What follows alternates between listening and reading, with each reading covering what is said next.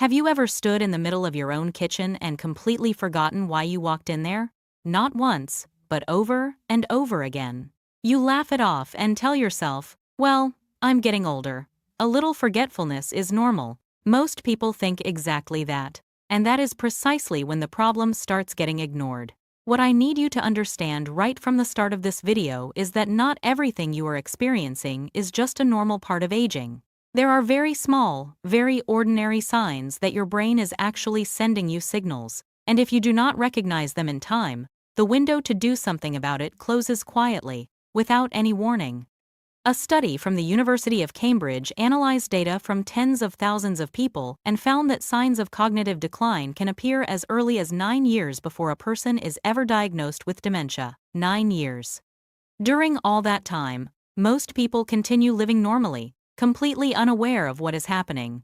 This video is not here to frighten you, but it may be the most important thing you watch this year, because the signs I am about to share are very likely happening right now, either to you or to someone you love. Sign number 1. Forgetting things you just learned, but remembering everything from years ago.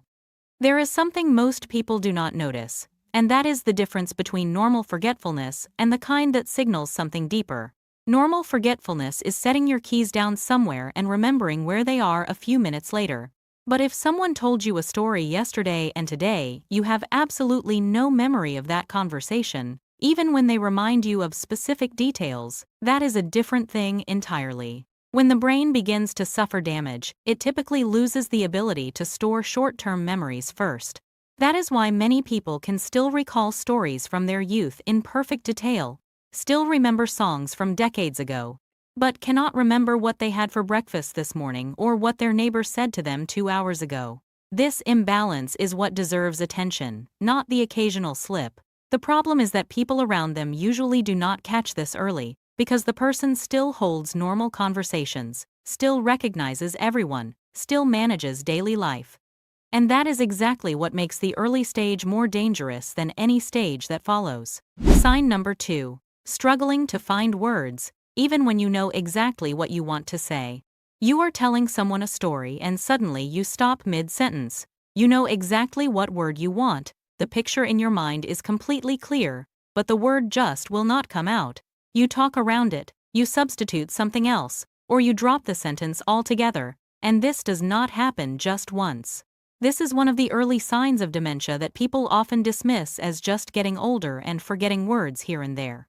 In reality, the frequent and sudden inability to retrieve words is a signal that the neural connections in the brain are being disrupted.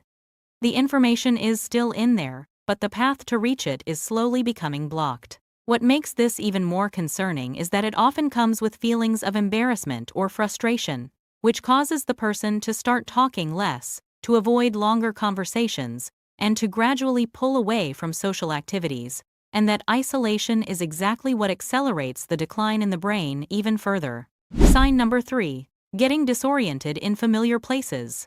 This is the sign that many families only recognize in hindsight, after everything has become much more obvious. It is not about getting lost in an unfamiliar city. It is about suddenly not remembering the way home from a grocery store you have been to hundreds of times, or driving down a road you know well and for a few seconds having no idea where you are. The brain has a region specifically responsible for spatial orientation, and this is often one of the first areas affected in the early stages of neurological decline. When this region starts to weaken, the person may not even notice the change because each episode only lasts a few seconds before passing. They explain it away by saying they were tired that day, or just had something else on their mind. If this is happening to you or someone close to you and it is becoming more frequent, that is no longer the time to reassure yourself. That is the time to schedule an appointment with a doctor. Sign number 4. Personality and mood changes with no clear reason. This may be the hardest sign to catch because it has nothing to do with memory.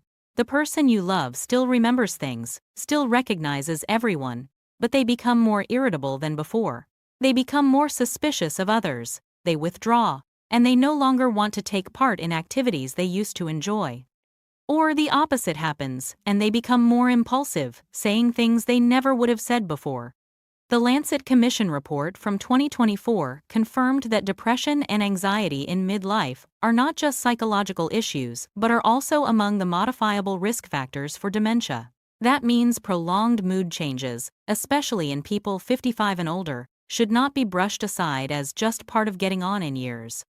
When the brain begins to change structurally, it affects both the emotions and the personality of the person. This is why many families look back and say something like, "My father started getting short-tempered back then and we just thought he was stressed about something."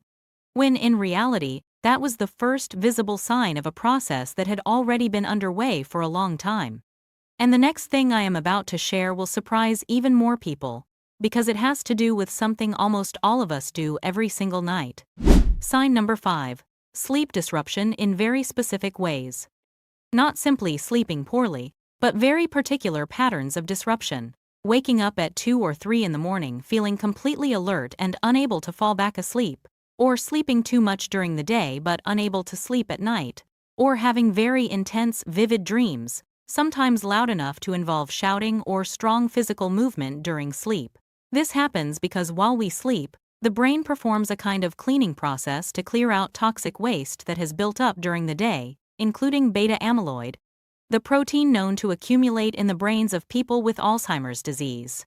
When sleep is frequently and consistently disrupted, this cleansing process cannot complete itself, and those proteins begin to build up at a faster rate. Researchers at the University of Massachusetts and other institutions are actively studying this connection, because it shows up years before any obvious cognitive symptoms appear. The problem is that most people assume poor sleep just comes with age and do nothing about it.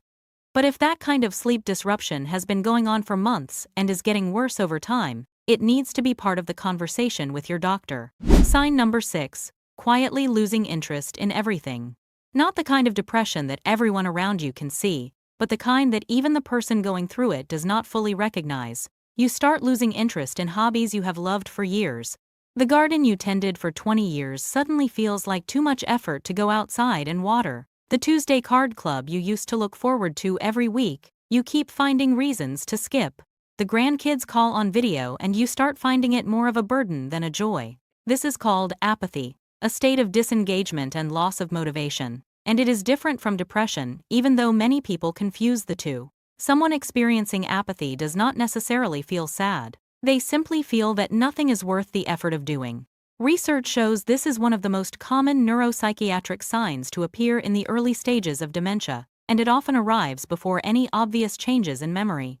What makes this more dangerous is that the people around them tend to misread the signal. They assume the person is upset about something or just needs some rest, and so both sides stop having honest conversations, and the opportunity for help quietly slips away. But there is one more thing I need you to hear before we get to the final part of this video, and it is the one that almost no one thinks about. Sign number 7. Difficulty following a conversation or a multi-step plan. You are sitting and listening to your child explain vacation plans, and somewhere in the middle you start losing the thread. You cannot follow along anymore, even though they are not saying anything complicated. Or you are reading an article and you have to go back and reread the same paragraph 3 times, and still cannot hold on to what it is saying. Or you try to put together a simple itinerary for a short trip and feel overwhelmed in a way you never used to feel before. The ability to process information and plan ahead requires multiple regions of the brain working together at the same time. When one part of this system begins to decline, people often describe it as feeling like their thinking has slowed down, or that their mind is just not as sharp as it used to be.